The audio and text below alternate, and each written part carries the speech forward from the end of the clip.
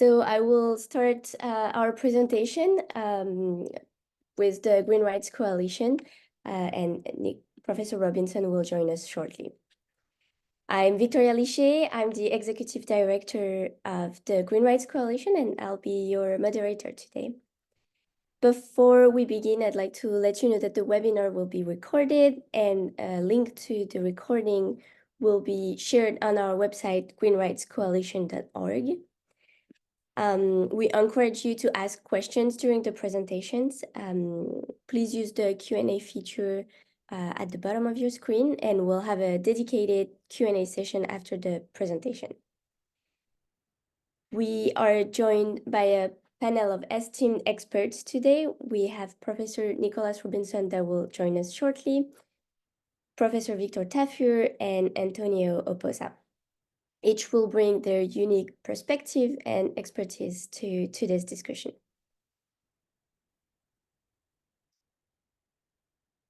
So let me just check if I can let Professor Robinson in.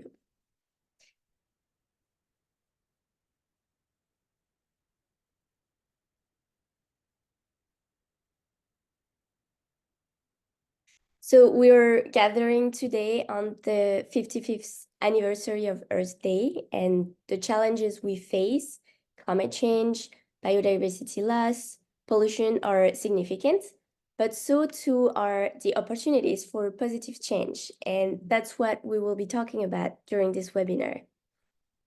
It's also in the spirit of positive change that we come together to launch the Green Rights Coalition. Our speakers today are all members of the Green Rights Coalition's advisory board, which we're really proud of. And for context, the Green Rights Coalition was formerly known as the Global Pact Coalition. And our main mission then was to advocate for the adoption of the Global Pact for the Environment. The pact was drafted by a group of legal experts, including Professor Robinson, and there was growing support for the adoption of an international agreement to fill gaps of international environmental law. But despite all our efforts, getting all states to agree on a global pact was a big challenge. So in the meantime, the Global Pact Coalition worked on a few campaigns, including the campaign for the recognition of the right to a healthy environment at the UN Human Rights Council in 2021 and at the UN General Assembly in 2022. These developments have inspired us to expand our coalition's scope of action beyond the Global Pact for the Environment. So the mission of the Green Rights Coalition is to empower individuals and communities with the legal tools they need to protect the environment, which means that at the international level, we advocate for the adoption of a legally binding global instrument, such as the Global Pact for the Environment. We still support the Global Pact, but also other projects, such as the draft International Covenant on Environmental Rights, for example. At the regional level, we also advocate for the recognition of environmental rights and duties in regional agreements. So, for example, we're currently campaigning for the adoption of an additional protocol to the European Convention on Human Rights, or the ASEAN Intergovernmental Commission on Human Rights in Asia. At the national level, we advocate the recognition of our green rights directly into the constitutions and legal frameworks of countries. So the launch of the Green Rights Coalition marks a new chapter in our collective story, and we hope that after this webinar, you will join the coalition. While we are trying to figure out our last panelists' technical issues, I will share a video with you of the Global Pact, the Green Rights Coalition, the launch of the Green Rights Coalition.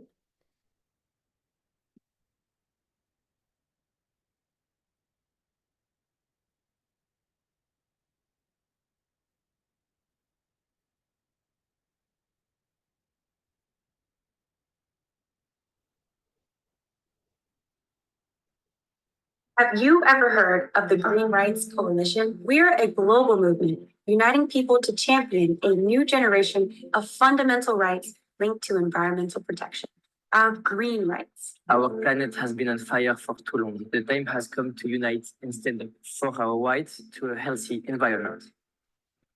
Because after 50 years of declaration and treaties, efforts to protect the environment and life on Earth are clearly insufficient.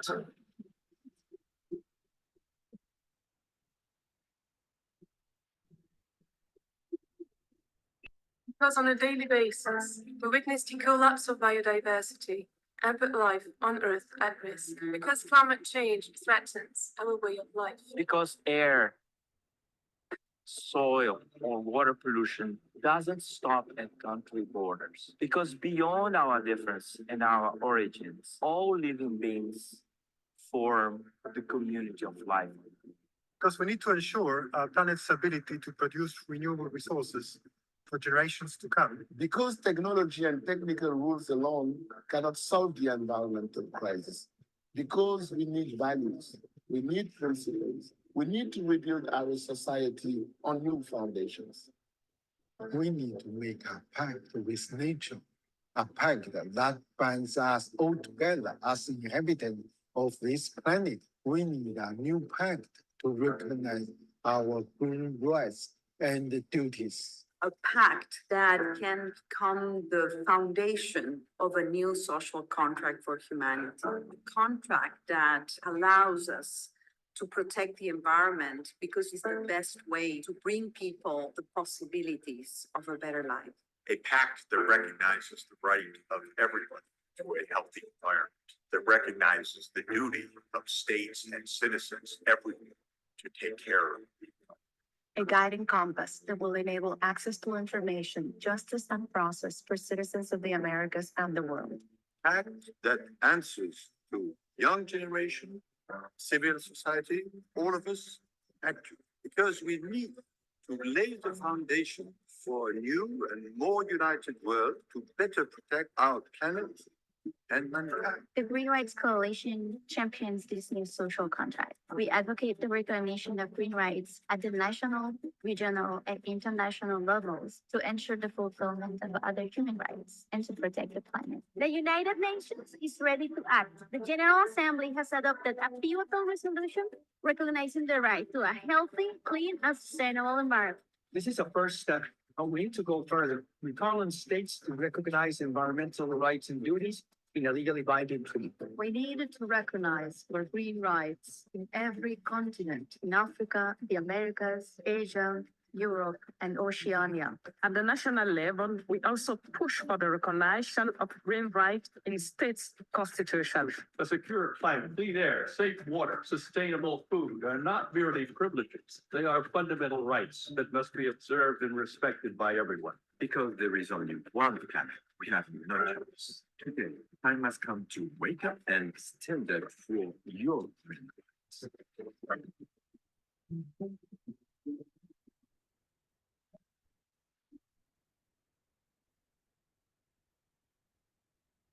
Planet, our right. Our planet, our right. Our planet, our rights. Planet, Our planet, our rights. Our planet, our rights. our planet, our rights. Our planet, our rights. Our planet.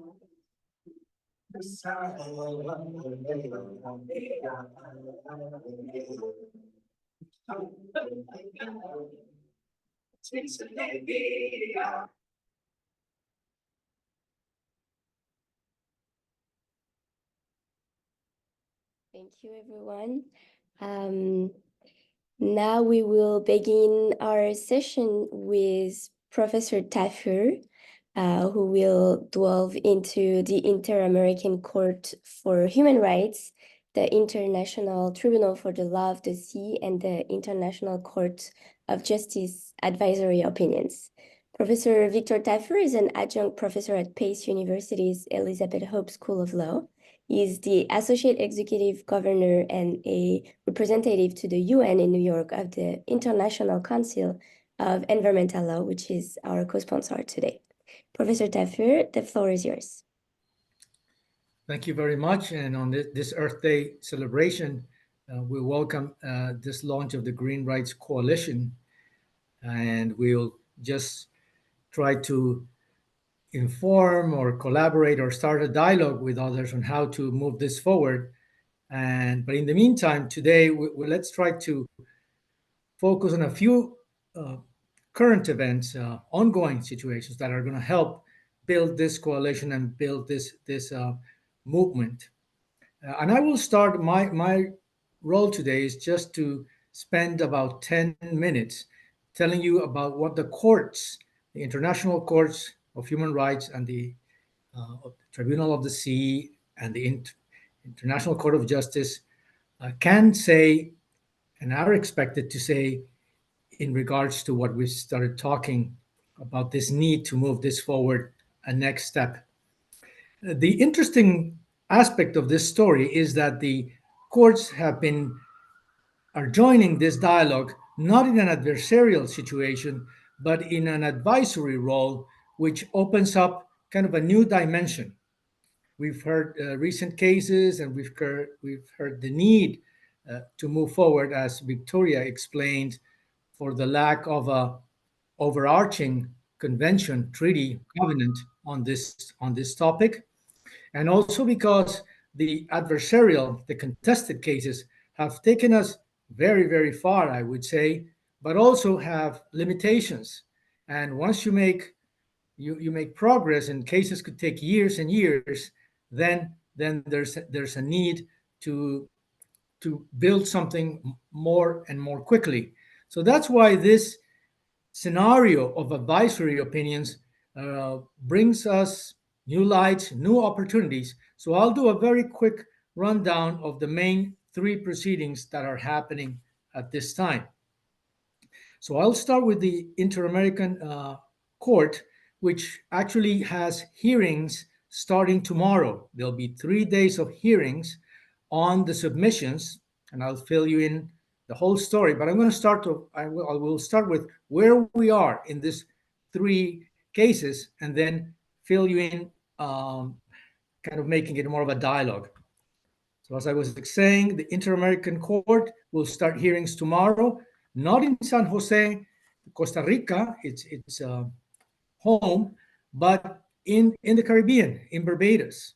They will be there for 3 days hearing the arguments to support the briefs submitted by various countries from the region and from outside the region to address the various questions posed by Colombia and Chile jointly in January of 2023. It involves, of course, the issue of human rights and climate change. It is a very detailed, more complex set of questions, but I'll try to summarize it in six very brief points.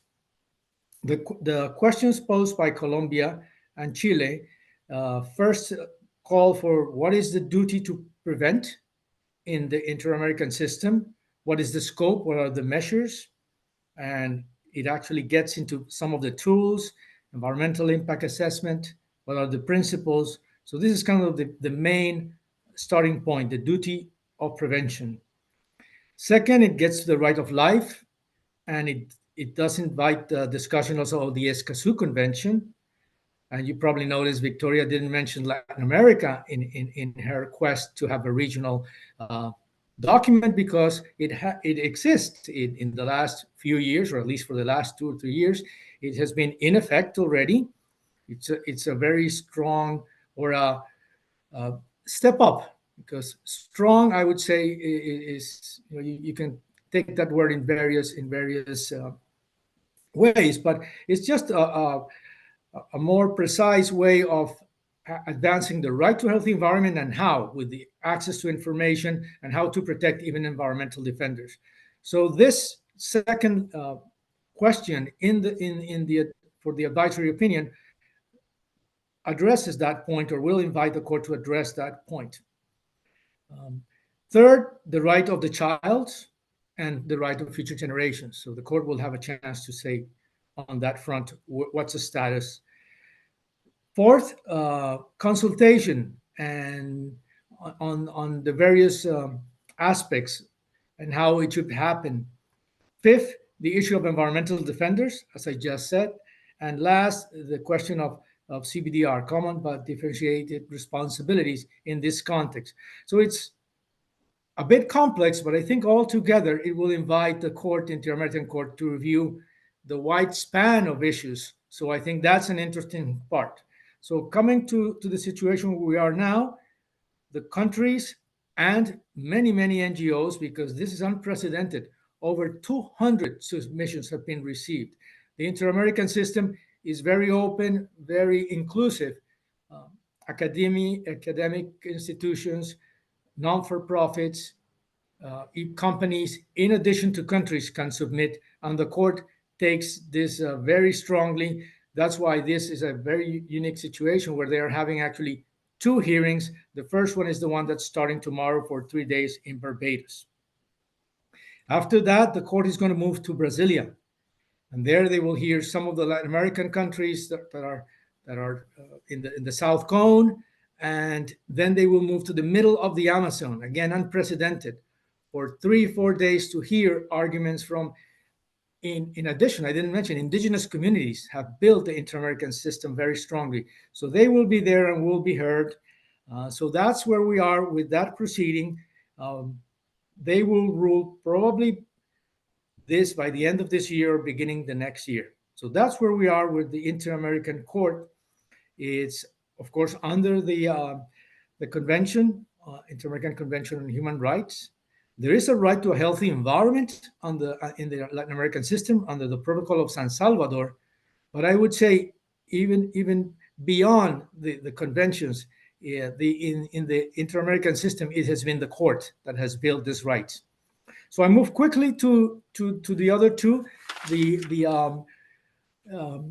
International Tribunal for the Law of the Sea is actually closer to the end. The ruling is expected May 21st of this next month. The questions are under the UN Convention of the Law of the Sea. What are the obligations of states under this convention to prevent, reduce, and control pollution in the marine environment under climate change, and how to protect and preserve the marine environment? Around 30 filings and from countries and about other 20. It's very specific about what is the required under the law of the sea, and then how it interplays with the other conventions. So I'll leave it at that. But it will come first, and it will shed a lot of light on how you can interpret this various the highest instruments that we have. And finally, the International Court of Justice. The question posed, obligations of states in respect of climate change. It was adopted by a resolution in March of last year, Resolution 276. It has two questions: the obligations of states, and the second question, the legal consequences of those those obligations, especially for small island developing countries and for persons and individuals and persons of future generations. Around 88 briefs have been filed. We know they're from many countries, and there's around about 10 from international organizations. The court has not released them yet, so we know which ones they are, and the other countries will hear of them. But until now, at least I checked yesterday, the court, which the rules say that the court may make this briefs public, and I would expect them to do that, but let's wait and see. The briefs were submitted 22nd of March. The replies are 24th of June. Then there will be oral proceedings, maybe later this year, beginning of next year, and then a decision probably in 2025. Overall, these three decisions are going to tell us how to advance environmental rights from a perspective of non-adversarial situations. So we are very interested and excited to see this new development at this crucial moment.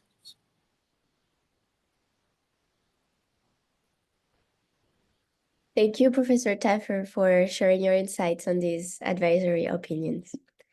Next up, we have Professor Nicholas Robinson, who will talk about green rights. Professor Nicholas Robinson is a distinguished faculty member at Pace University's Elizabeth Hope School of Law. He holds the title of Inaugural Gilbert and Sarah Caroline Distinguished Professor of Environmental Law Emeritus. Professor Robinson is also the Executive Governor of the International Council of Environmental Law. Professor Robinson, over to you. Thank you very much. I'm greatly honored to be here and privileged to share with you some thoughts about how we're creating a global pact for the environment step by step. As you have heard, the governments were not ready to adopt one outright several years ago, but it's happening. It's happening all around us. We just finished, negotiating the Treaty for the High Seas, the areas of biodiversity beyond national jurisdiction, called the BBNJ Treaty. And this agreement is quite remarkable because it has in it an entire section of just the principles of law that should govern the conduct of all states and indeed all stakeholders in maintaining and preserving 70% of the planet, the great oceans of our planet. So we've codified in the context of the oceans, the very set of principles that were going to be in the Global Pact for the Environment, which governments were reluctant to move on. Well, they moved on them. They've embraced them. And this is the consequence of years of advocacy and thinking and creativity from the days of the World Charter for Nature, the Earth Charter, and so on. So let's look where these rights are going and reflect on them in light of Professor Taffor's description of how the great international courts are about to rule on the role of governments and states to protect the Earth in light of the crisis of the climate. We really have three crises. We have the crises of air pollution, water pollution, the contamination and corruption of the earth through chemicals and waste. And then we have the biodiversity loss, the fact that we are losing species rapidly and they are thinning in number. We are literally unraveling the web of life, and we cannot live as humans without this web of life. And then finally, all of these threats come together with a magnifying effect in the disruption that we are causing to the global climate system. And that's only going to get worse before we stabilize it again. So we need very much to all pull together, to be united as a human species, correcting the mistakes our species is making and preparing ourselves for resilience, but also for partnership with all other living things, for all other living systems on the planet. This is the call for making peace with nature. And rights, fundamental rights, are key to that. We've seen now that the human rights movement has moved forward and accepts the human right to the environment. The General Assembly of the UN recognized the human right to the environment. It is, if you will, a foundation for all of the other human rights, the human right to water and so on. But all human rights only exist when we have a shared humanity and a shared earth, a shared environment in which to coexist. Just in the state of New York, in the last 2 years, we voters in a statewide election, 70% of the voters adopted an amendment to the Bill of Rights of the state of New York that says each person has a right to clean water, clean air, and a healthful environment. And this development of rights and the recognition of environmental rights in national constitutions, in the provincial and local and regional constitutions, and in regional pacts, regional agreements, such as Professor Taffor has described for the Inter-American system. This is growing. This is not a isolated phenomenon. The fact that it is appearing in all regions of the earth shows that there is a common understanding about these rights that governments are gradually coming to appreciate. The conceptual law development that is needed on top of these rights now has to be launched. So we need to move ahead beyond protecting the stratospheric ozone layer, beyond trying to curb the emission of land-based sources of pollution into the oceans, beyond the efforts to stabilize biodiversity through the Convention on Biological Diversity. We must now build on the rights, the environmental rights that we now recognize to stop our harmful acts to the ocean, stop our harmful acts to the climate. We can no longer pretend that a little bit of pollution can be continued for a little bit longer. This is the recipe for disaster. So we must begin to curb our excesses and become more modest in our imprint on the earth, our footprint on the earth. The thermohaline heat transfer, for instance, the fact that the North Pole and the South Pole receive the heat from the tropics, from the equator, and cool it down and send it back as cool temperatures so that we can moderate the global climate. We are interfering with this heat transfer. The oceans are at their hottest moment in recorded history. We're destroying the life at sea. Fish are fleeing for the northern cooler waters. The cod are leaving the North Atlantic and going north. They're trying to survive. And we must stop our transfer of heat. We must immediately phase out the use of fossil fuels. It can't be done gradually. It must be done rapidly. And to do that, we will have to make very fundamental changes. One of the ways we make those changes is through implementing the right to the environment at the local level. We can't wait for global action. We must do it where we are. René Dubos popularized the maxim in the 1972 UN Conference on the Human Environment in Stockholm, said, think globally, act locally.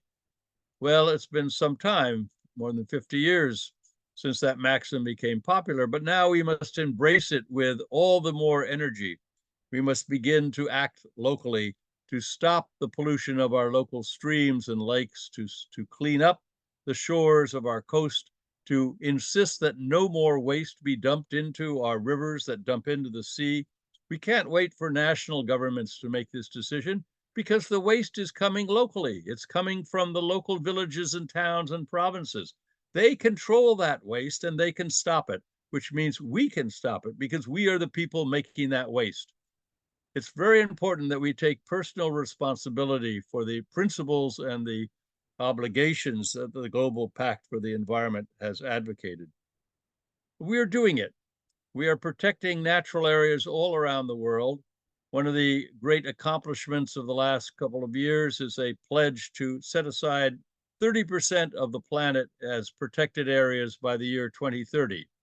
We are seeing that happen right now in the Philippines, where there is a legislation pending to protect Mount Busa, a 10,000-foot mountain in the Philippines that's very pristine and needs to be set aside and does not need mining and logging. Let the indigenous people and the traditional people live there. The hearings that will be held in Manaus by the Inter-American Court of Human Rights that Professor Tafour referred to, in which indigenous voices will speak about the loss of the Amazon. Well, they are the current custodians, but we are the ones causing the loss of the Amazon, the wider economic forces. So we must temper our forces and save the Amazon. So all of these themes weave into the concept of the Global Pact for the Environment. And by building it up step by step, regionally, by building it up locally and then implementing it locally, we can create the resilience that the species has, that our species has, not just to be a destroyer of nature, but to sustain nature and in doing so, sustain ourselves. So we have a duty to prevent harm, and in implementing that duty, we will save ourselves. I want to thank the Global Pact for the Global Environment Coalition for assembling this Earth Day webinar. I wish you all a wonderful Earth Day. And I hope all of us will go forward and do as much as we can, especially today, to help preserve the planet Earth. Thank you very much. Thank you so much, Professor Robinson, for this insightful overview of environmental rights and our responsibilities towards the planet. Finally, Antonio Oposa will share insight on his children case. Antonio Oposa is a prominent figure in the field of environmental activism and law in the Philippines. He is renowned for his role as a creative litigator, organizer, and activist dedicated to advocating for environmental legislation and protection. Tonio Poza gained international recognition for his involvement in a groundbreaking class action lawsuit in the 90s, where he represented 43 children from a local village to halt deforestation authorized by the Philippine government. Tony, over to you. Yes, good morning, everybody. Good morning, Nick, Victor. Good morning. Good Earth Day celebration. I'm here in New York with you. And we have a coalition to protect the environment. But what is the environment? Can you play that film, The Law of Life? And nobody understands environment in the Philippines, in the world, because it's an English word. And it's not even an English word. It's a difficult French word so perhaps it's necessary to redefine the word environment. Please go ahead, Victoria, to play the word environment, play environment. The Play Law of video. Life? The Law of Life. So they can watch it.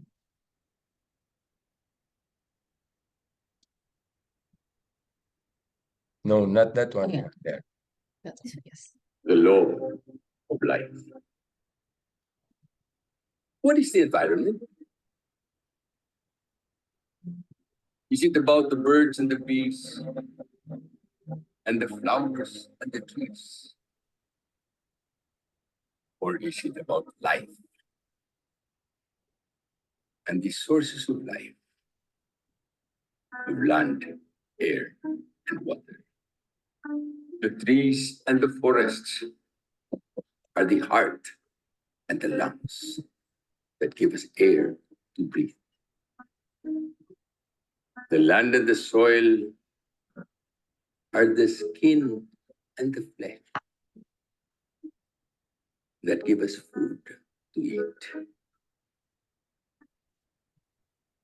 The sea and the rivers are the blood and blood streams of life that give us water to drink.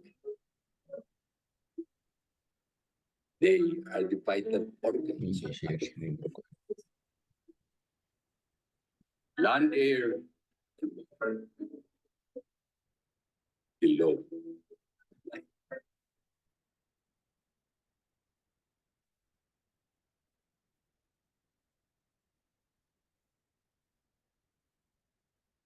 To tell the story of the children's case, very quick story. Can you share screen? Yes, the story of humanity. No, the story of the children's case and the children's case. PowerPoint. It's a quick PowerPoint. Can you share screen? Can you share screen? Valerie, did you email me the No. PowerPoint? Second. Yeah, because I don't give talks, I just show pictures. And tell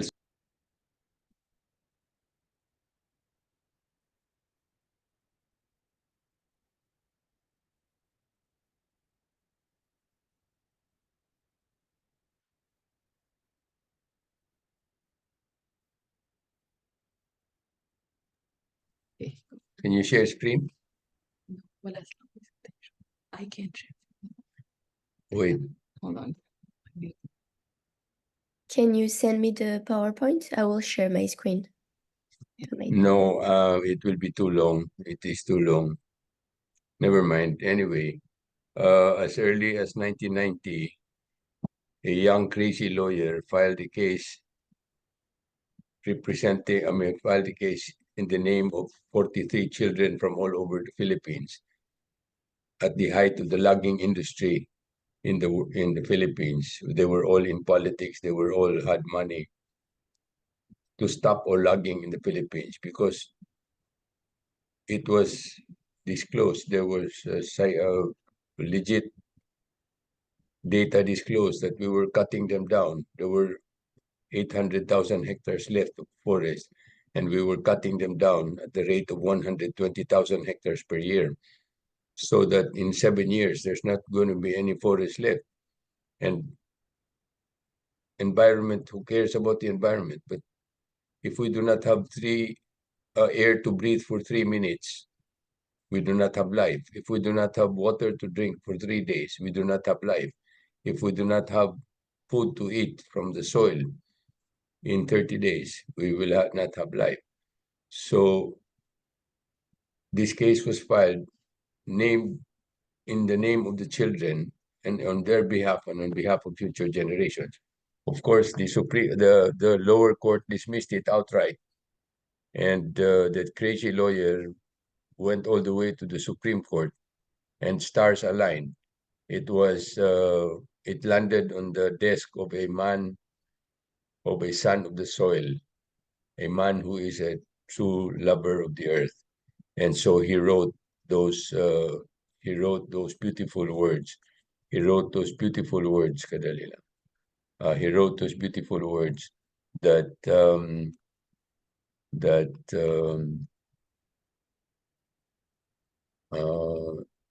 yes, they have a right. The children and future generations have a right to be heard in a court of law, because it is a different right altogether. It is a right and instinct of self-preservation and self-perpetuation. If we want to live now, and if we want our children and grandchildren and future generations to live, the Supreme Court said, the Chief Justice Davide said that it is a right that predates all government and constitution. They are assumed to exist from the inception of humankind. And in 1987, it was written in the Constitution. The court said that it is in the Constitution itself because the day would not be too far when all else would be lost, not only for this generation, but also for succeeding generations, generations which stand to inherit nothing but a parched earth incapable of sustaining life. And that is what is happening now. That was more than 30 years ago, 3 decades ago. And now the world is on fire. The earth is on fire. Even Canada, even cold countries,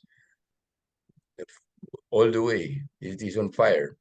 And it is heating up very quickly and very dangerously.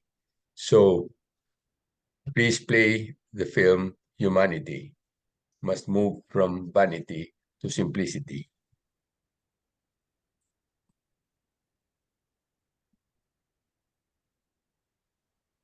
Humanity has become all about money, and destruction of the earth has become, and food has become all about taste.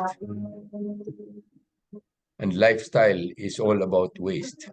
Waste water, waste plastics. So humans are headed to extinction in great haste.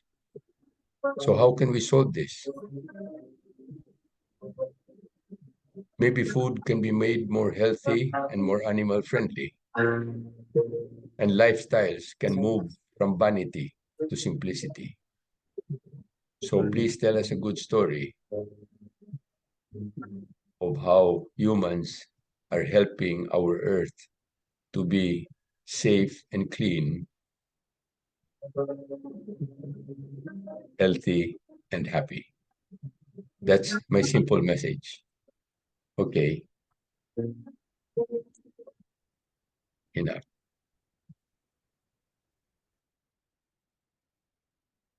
Thank you, Tony. Thank you for sharing your experience on this case with us, and thank you, Professor Robinson and Professor Teffer, for sharing your expertise on these topics. Today's discussion has been really insightful, And now we'll move on to the Q&A session. If our participants have any question, you can please submit it now with the Q&A feature at the bottom of your screen.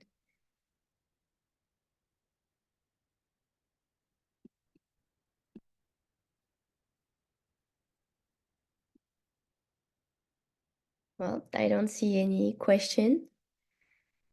Well, maybe we can raise some questions as speakers and then stimulate some discussion. I think one of the big questions we have is how to, as I've said in my remarks, transfer legal action principles of law and global pact principles into action. And the advisory opinions that Professor Tafour discussed mean that we will have a set of court decisions explaining at the international level what government's duties are to protect the environment. This, I think, is going to transfer back into what Tony Aposa discussed in his 1993 decision to protect the forests of the Philippines through the courts. Once we have a global set of decisions that agree on the principles that must be observed nationally, it will be up to the national courts to begin to hear cases enforcing those rights. So I think we're at the dawn of a new period of the development of law and environmental law, ecological law, in which national and local judicial decisions brought by people, brought by individuals, non-governmental organizations, civil society, will invite the courts to remind the governments in the executive branch that they have duties to actually bring about a protection regime rather than an exploitation regime. Tony Aposa's wonderful videos showed that the exploitation regime is what's driving this war with nature. And to make peace with the earth, to make peace with nature, we're going to have to involve the courts. The courts are going to have to state that there are basic rights, just as there are human rights for women and children, for people of different ethnic and racial backgrounds. We are all the same people. We must have common rights, and the courts must try to level our playing field to ensure that our equal rights are adhered to. So I wonder, how do you see the courts taking on this question? How do many people feel that their national courts will respond? Will they be ready to take on the principles of the Global Pact for the Environment? Will they see them as principles that are their own, that are the principles that a local province will consider just as important as at the level of the United Nations? This is an untested area yet. So I would invite people's thoughts about that. Some of those with questions, participants may have thoughts about that too, but Victor Tafour or Tony may also.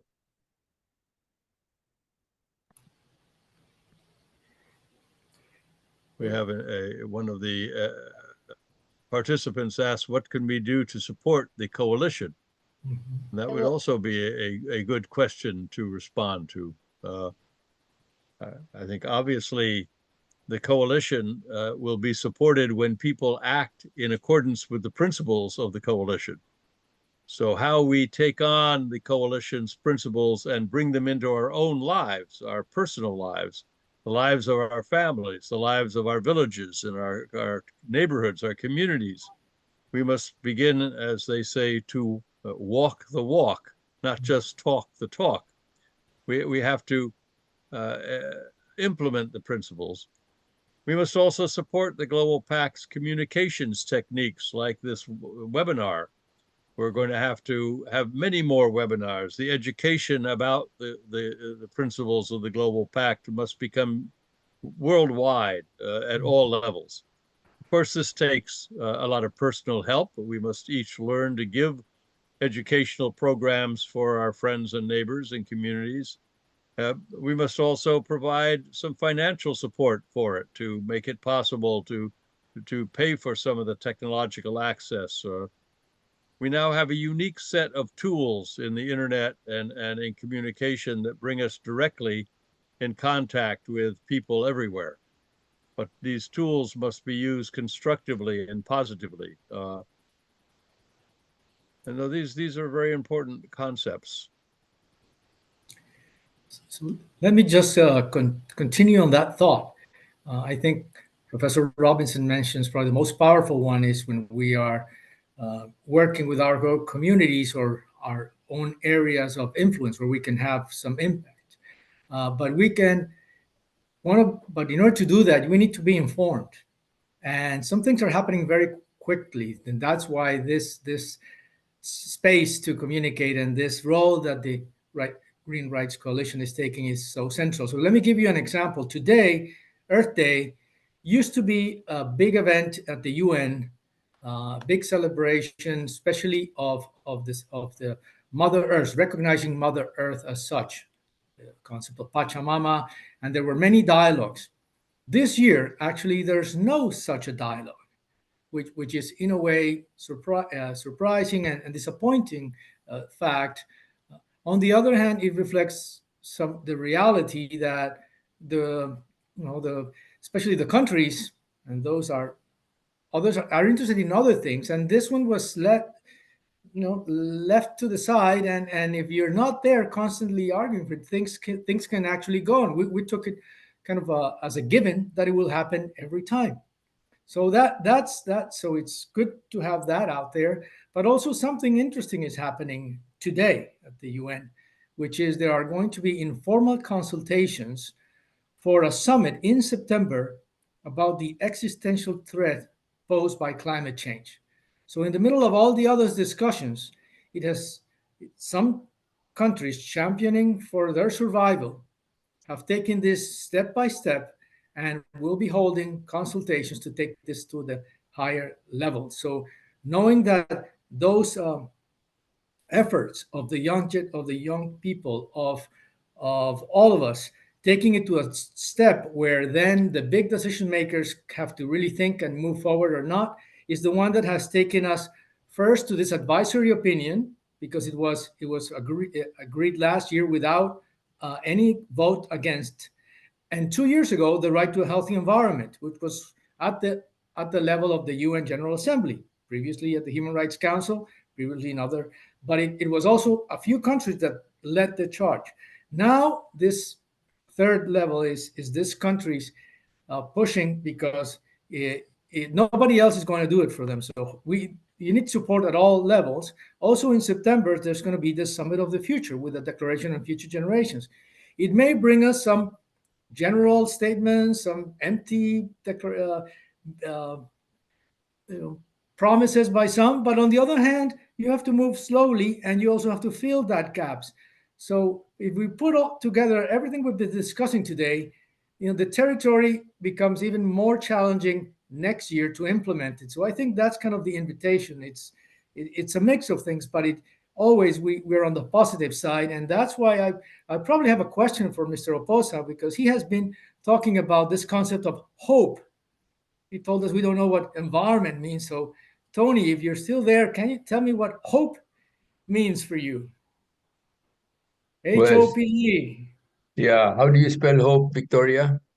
HOPE. Yeah. To heal our planet Earth. That is our role. Industry, money, and vanity has been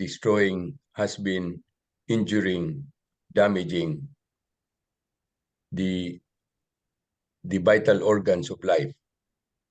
Remember the vital organs of life, land, air, and water, without which there is no life. And so our role as humans, being supposedly the wisest animal on earth, I say supposedly because it is now manifesting that we are the most damaging animals on earth. So we are the most stupid animal, except for a handful of people like Nick Robinson, like Victor Tafur, like you, and a few others. The world has become all about vanity, buying so much gold. Can you live for 1 year? Can you live for 10 years? Can you live for your rest of your life without gold? But can you live for 3 days without water? So our role is to use the law, the land, air, and water, to use the law, whatever that law is. I have tried to use the law so much and got too little done too late. But so I am now following a new pathway because inspiration is the highest form of leadership. And nothing is more powerful than a good story to inspire and set happy hearts on friendly fire. When people are inspired, people like Victor, people like Nick, people like you just go on and do things that are necessary. So together, we will heal our planet Earth. Thank you, Tony. We have a really interesting question. Mauro was asking if we were to heavily rely on courts' decisions, of which I'm in favor, couldn't that pose a democratic challenge? The executive and the legislative are, in principle, in charge of designing and implementing public policies. Do you have a response to that particular challenge? Well, it's a very fine question, and it's an important debate because we're not asking the courts to replace the legislature or the executive branch, the governors and the presidents. Rather, we're saying that there are human rights that each person has to take into account. And these fundamental rights are going to be the ones that courts have to say need to be observed. We can't ignore these rights. So how do we protect these rights? How do we ensure that they are not neglected? I think the courts can point out where they are being neglected. And that's our challenge. How do we then take those invite the judiciary to look at the fundamental rights of people around the world and recognize where they have been properly implemented or not. Then it is, of course, up to those ministries or agencies that have the duty to implement the rights to act. And if they don't have the proper authority, it's the duty of the legislature to begin passing the laws that would make those things effective. And the courts have had that authority over the years, but they're very conservative usually. So we can't expect the courts to be the ambitious leaders. We have to let the people be the ambitious leaders, using access to the courts. As you remember, in the Earth Summit, we adopted the Rio Declaration on Environment and Development, which has fundamental rights to the environmental law articulated by all nations. And these include the right of access to environmental information, so you can be informed, the rights of public participation in environmental decision-making at any level, and then the rights of access to justice.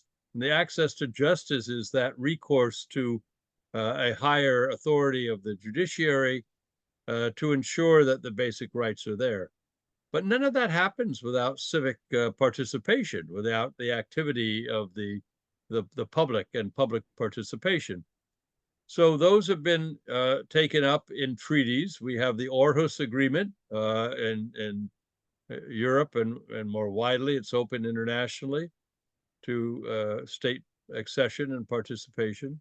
And we have the Escazú Agreement, which is even more ambitious in the Americas. Environmental law would not exist in legislatures if it weren't for the public demanding that they pass these laws, and it would not be implemented without the public demanding that the administration of ministries and governments actually observe the laws and enforce the laws against those who violate them.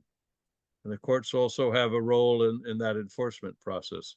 So I don't think it's anti-democratic. I think rather it is really a culmination of that. And the courts will need to be urged to be as effective as they can be, because otherwise they wait for people to come to them. The courts don't go out looking for cases. People must bring things to the courts. Thank you, Professor Benson. Yeah, Victor. Let me add to but first, thank you for that really interesting question. And I think there's various ways to take it. Actually, I'll tell you one from the inside, because we with Tony Oposa, this issue came up about 12 years ago, and it was not just to take the case to the court as a big story. It's actually the other way around. It was because other things were not working, and very humbly to take this to the courts in order to tell a story. It's the same as he was telling us about the case in the logging in Philippines. If we don't go to the courts and tell the story, then it will not be filled in. And that's what's happening. If you see some of the hearings in the Tribunal of the Law of the Sea, these were the people telling what was really happening. We saw some of that now in the European Court of Human Rights. So it's not to just take this as a big case and thinks that the legal is the solution. Yeah, but we needed that space where people can go and tell the stories, and hopefully out of that we have that texture that will be more through the society, through all the elements of society. Because let me just give you the other example, the 2030 agenda in 2015, the governments agreed to the sustainable development goals, a policy that was for everybody, rich and poor, north and south. All the 17 development goals crossing across society that would have transformed societies, but it's going very slow. The legal leg was weak, and the economics, the financials were weak. And that was regardless of where you are, but there was not the will. And even if you have the right policies, it's you need to have all pieces of government, but mainly society trying to move that. And the main thing to finish is really the good stories, the good hearts are the ones who try to move that. That's why Tony is also taking us to that third step. It's not about litigation, and I'm not, didn't sound like the courts are going to solve us the problem. It's the other way around. We really need to change the storyline, change it's not climate change, but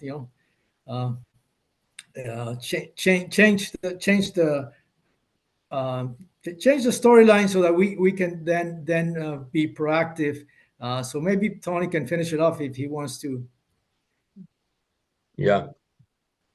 Yes. I fully agree. I have used the court too much and got too little done too late. But legal action, I don't call it litigation. Legal action lights the star of hope. And star is STAR. How do you pronounce it? Spell it STAR. It does four things. Number one, it tells a story. Number two, it puts the issues on the table for proper discussion. Number three, it sparks action. And number four, R, one way or the other, sooner or later, there will be a resolution. But still, it is not the court that makes things happen. It is people who are inspired, who are in positions of passing power. They are they are the ones they are the ones who make things happen.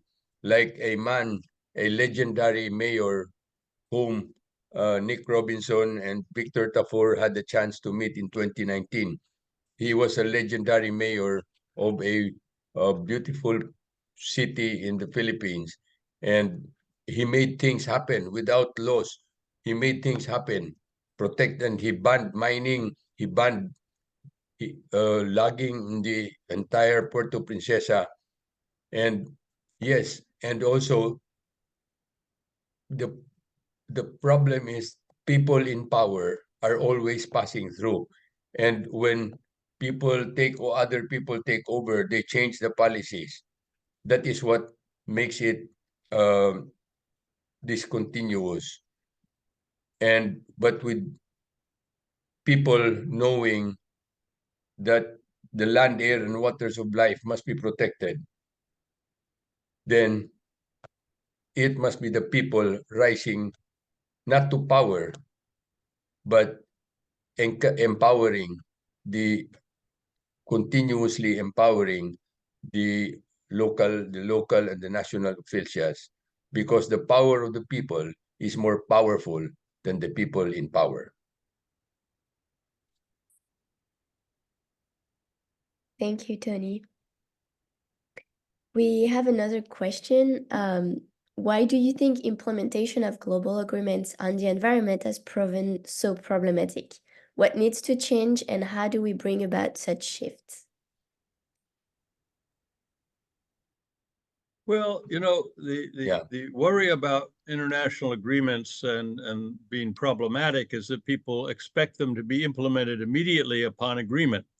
And that's not the way governments work. How many centuries did it take to abolish slavery? We are in the process of a similar transformation, abolishing the exploitation of nature to live more harmoniously with nature. And that will take decades to bring about. The challenge we have is that the change we are making to the biosphere, to the climate, is happening faster than those decades. So there's an acceleration going on, and we can't be patient anymore. We need a new kind of commitment to action. But the treaties have actually worked quite well. It took maybe 25 years to create the Convention on the Law of the Sea, which provided for the first time the protection of the marine environment. And then it took another 20 years for us to agree that we had to protect the biodiversity on the high seas, the BBNJ agreement. And now nations all around the world are creating what are called marine protected areas, marine protected areas, MPAs. These are huge national parks, if you will, on the water and under the water. They're in the national waters of states, but also in the exclusive economic zones, the 200 miles offshore. So in the Pacific, for instance, the islands of the Pacific have been creating vast numbers of marine protected areas. And in the new BBNJ agreement, there is a process for creating more marine protected areas on the high seas beyond the control of national governments. So we're basically beginning to recognize that if we don't maintain the oceans will not maintain us. And I don't mean just giving us fish. The oceans need to have many functions. 60% of the world's oxygen comes from the marine phytoplankton, the very small plants that float around on the high seas. And these little tiny plants give us life on Earth. It's not just the great rainforests or the boreal forests or the trees and the plants of the terrestrial environment. So we are bonded to marine phytoplankton, but we don't see them every day and we don't think about them. But we will destroy them if we're not careful. And then the feedback loop will begin to make life very difficult for humans. So I would say, you know, is it slow to get international agreement, new rules of the road, if you will, new rules for the ships at the sea, for the coastal behavior? Yeah, it's too slow, but it's in fact happening quickly. We created in 1972 the UN Environment Program when it met at Stockholm. Now we have not just the UN Environment Program with a headquarters in Nairobi, but we have annual and biannual meetings of something called the UN Environment Assembly, which makes very fast policy decisions on what government should do to protect the environment. And UNEP, if you Google UN Environment Program and the UN Environment Assembly, UNEA, you will see a great set of policies and programs. They're now working on the treaty to abolish plastics. That came out of that treaty. And we need to move more quickly to eliminate the wide use of plastics. They're based on fossil fuels, many of them. But this is going to be a decades-long process.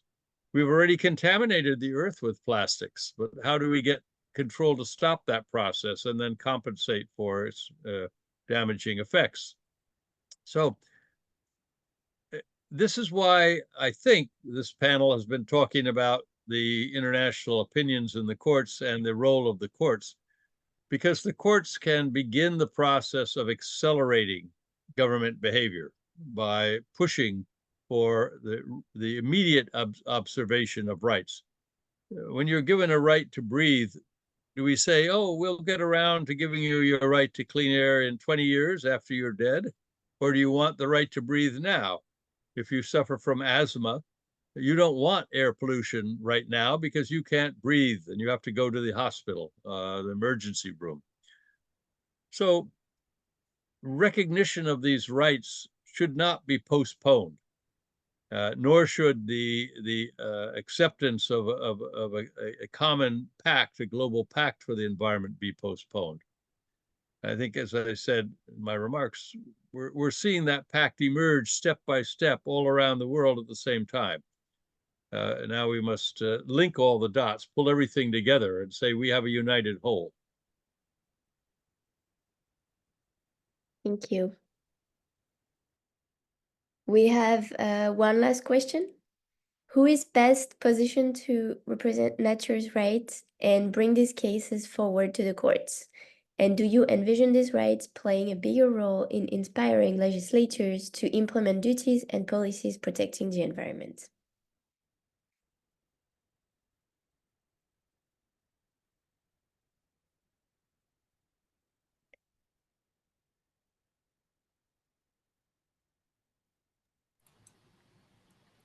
Okay, let me start on this one. It's another challenging question, one that has also been there for a long time. But I think the answer, more than right or wrong, is doing it and coming from all fronts. I'll just give examples. As I mentioned, the ruling in the under the tribunal of the law of the sea is going probably to answer something very important, but it had to be argued by governments. So I think in that case it makes sense, and there's very limited participation of civil society there. But the answer is, what is with the obligation under that chapter to protect the environment for the marine environment? But of course, there are other instruments. This ties to the question previous. We have the Paris Agreement for climate change. So how do you satisfy the obligations under the law of the sea? Doing what is required under the Paris Agreement, or is a little more? And how you integrate certain things, and the governments are going to. So that question is that we need to shed some light there, and it would be better in this situation to illustrate us, instead of having a case or cases between two countries fighting about for a bay or an area that would resolve that dispute. In the International Court of Justice is again governments, but some international organizations have been asked to or permitted to submit. The International Union for the Conservation of Nature, for example, which is composed of governments, experts, has argued, and for example, they have the red list and they have experts on protected areas. So that voice has now been allowed, and the courts are being a little more. Their ear is getting sharper and wider. And as I mentioned, in the Inter-American Court, it's really all over the place. Individuals, the communities. So we really expect a decision that really cuts across all issues. So again, is who steps on the plate, what opportunities are there, the more, the better. And it's happening slowly, but we hope with some huge impact in the coming months. One of the interesting things about the rights of nature is that the states that have recognized them have done it legislatively. So the amendment to the Constitution of Ecuador provides human rights, environmental rights, and nature rights, and they're considered an equal set of rights. Bolivia has done this. The in New Zealand, the rights of rivers have been recognized by legislative action and action of executive agencies working in partnership with indigenous people. So it's probably not going to be the courts that recognize rights of nature right away until enough other authorities do it. Of course, indigenous nations recognize rights of nature, but they recognize them as members of the family, as part of the community of life in that nation. So I think the UN has made a small step toward recognizing rights with nature, but it's a very weak step. And they've just had to close down that part of the Secretariat for lack of funding. So you can see a website, a very good website on rights of nature, but they have no more personnel. So governments are not right now excited about rights of nature. People are, because people, I think, instinctively see that they are related to nature in a more kinship or personal way. And so I think we're going to see people in city councils, in local provincial governments, through their legislative branch, recognizing the rights of nature. And then the courts eventually will recognize it because the legislature has recognized it or the executive branch has recognized it. So it will come, but it will come more slowly than the duties of governments or the duties of people. And ultimately, I agree with Professor Tafour and with Tony Oposa that it's going to be the people who make this change happen. So when we say governments are too slow, why aren't they behaving more quickly? We can ask ourselves, why has our air locally been contaminated still? Why do we have air pollution? Why do we have in our own lives rivers that are not clean? Where's this coming from and where's it going? And I think by putting pressure on ourselves and on our local authorities to, especially on this Earth Day, to remind ourselves that we have to clean up our environment. This will crescendo and build into making governments move more quickly on their international obligations. There's a sense that people think that, oh, it's up to my state capital, my government capital to make these decisions.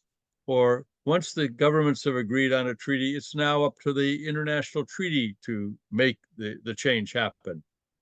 But this is an upside down idea. It doesn't work that way. People think it does because they see a hierarchy. They assume the higher people will take care of the lower people. It's just the opposite.